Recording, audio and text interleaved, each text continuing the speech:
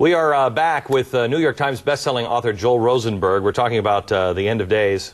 Oh, yeah, you've entered crazy town. It all stems from a great book called Dead Heat that, I don't know, I think I read 3-4 weeks ago when it came out. And it's absolutely fantastic. I urge you to read it, especially if you're a fan of the Left Behind series, which was very, very good. This is rooted in the news of the day. And you kind of show how quickly and how easy these prophecies are to fulfill and get us to the end of days. Ever spook you? Does it ever... It does. The first line, as you saw, of the author's note in Dead Heat is, I pray to God this never comes true. Because people think that because previous fictional elements of my political thrillers have seemed to come true, that maybe I'm trying to predict these events. I'm not. Dead Heat is a worst case scenario. It's not a world I want to see or think will happen. It's a world I fear could happen if we get our eye off the ball of the threats facing our country right now. Whether it's the last days or not, I believe we are in the last days, but these threats are very real today, the threat of nuclear terrorism in particular. Do you believe that you will see the end of days? I could, and I fear that I will. Look, it's not something I'm looking forward to. I would rather have a much longer period of time to raise my children and to bless the poor and the needy and care for victims of war and terrorism. My wife and I started an organization called the Joshua Fund. Why? Because we're writing about war and terrorism.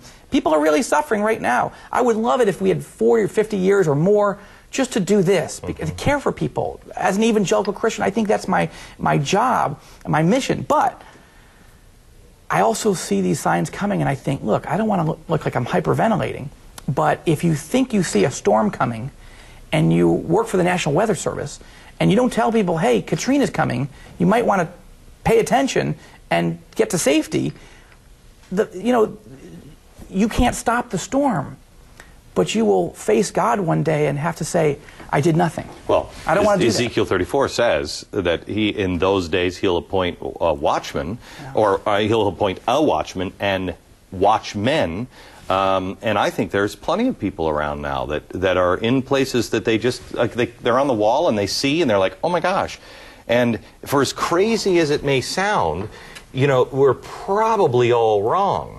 But it says specifically there, if you see it coming and you're in that position and you don't turn around and warn the people that this might be it, it says the blood of their blood will be on your hands. That's right. But if you've warned them and they haven't listened, oh well, it sucks to be you. And the question is, how do you warn people without looking like a lunatic? And I started with fiction. I said, look, let's just imagine this world. Do a lot of people think you're a lunatic? They're not writing to me. The ones that are inviting me to speak are at Congress, in the Pentagon. I've met with Muslim leaders, people who are in charge of tens of thousands of mosques in their country. They've invited me for dinner at their homes. They've come to my home. I'm amazed how many military leaders, political leaders, diplomats here in D.C. as well as around the world want to sit down quietly, off the record, and talk about these things. Yeah, I think there's I think people have a misunderstanding. I think there are more people that believe in this kind of stuff, and maybe they don't even think that it's the end of times, and probably it's not. I don't know, but it is. But they, they have a gut feeling. It's almost like the economy. Everybody's been saying, "Oh no, we're fine. Oh, don't worry about it." People's gut feeling. They knew this wasn't good, and I think they can look at the world events and go, this isn't good. No. You look at the trajectory of world events, the chaos that's going on in the world, the alliances that are forming, but also you see it in Hollywood. You see it in the films that are the biggest blockbusters. Lord of the Rings. Okay, yeah, it was set in Middle-earth. What is it about? The return of the king. It's about these cataclysmic forces, the clashes of good and evil, where a king is coming to rescue the world. You see it in Independence Day. You see it in War of the Worlds. The Narnia series. The biggest blockbusters, Star Wars, the biggest blockbusters in history are really about these cataclysmic, cosmic clashes between good and evil and people making choices. Am I going to be good or am I going to succumb to the dark side, as it were? And the theme of Dead Heat and all my novels is this: to misunderstand the nature and threat of evil is to risk being blindsided by it. Well, because most evil doesn't show up in big black boots with a cape and a helmet. That's right. We were blindsided by Pearl Harbor. I don't understand how people were Nazis. I really don't. I look at the uniform and the black and the skull and crossbones, and I'm like, hey, they'd walk in and say, hey, you want to join? And I mean, look at the uniform. I'm like, but you think that's the wrong side. British prime ministers going and hugging and kissing Adolf Hitler and trying to offer him everything they could in terms of Chamberlain. Now you got Jimmy Carter kissing leaders like the Hamas leaders whose hands are literally dripping with blood.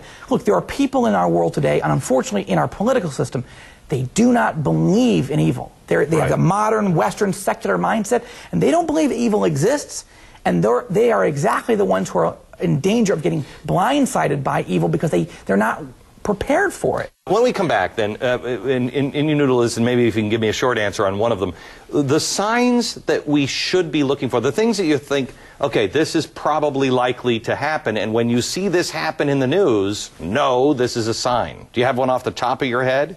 A dictator to emerge with Russia, to begin forming an alliance, and specifically criticizing Israel. When you see Russian leaders start to denounce Israel and threaten military action against Israel, you know that events are really moving quickly. Is it true that Russia buried military hardware in the desert? They hid it in caves in the early 1980s, underground caves in Lebanon. I document this in my nonfiction book, Epicenter. And when the Israelis invaded Lebanon to defeat the PLO, they found enormous storehouses that would allow multiple divisions of Soviet armored troops to come racing through Israel and take over the country. Okay. We'll be back. Now I'm being told by the man in the sky that we got to go. We'll be back in a second with a final thought. Back now for our final moments.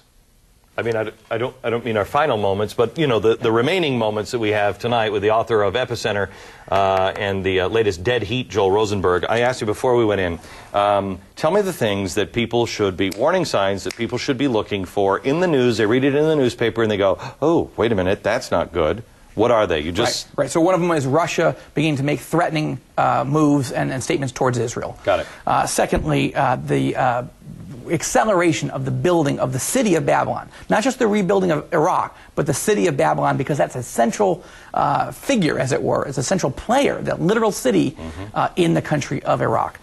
Third, I would say the beginning of the building of the Jewish temple. There's a third temple that will be built in Jerusalem. How is that even possible? Well, I mean, I don't know, but there are a few scenarios. One scenario is there's a war, and the Dome of the Rock and the Al-Aqsa Mosque are somehow destroyed. Not somehow, somebody literally tries to take them out. Second, a war with missiles coming in from Hezbollah that actually hits that site of the Temple Mount and wipes them out. How would the Jews get access to that to be able... They control the site. The question is, but all right, so now if they do, look, if Jews in Israel build a temple on that site without the permission of the Muslims, you could see 1.2 billion Muslims launch a jihad against Israel. That could be the end of days in and of itself. But there's another way.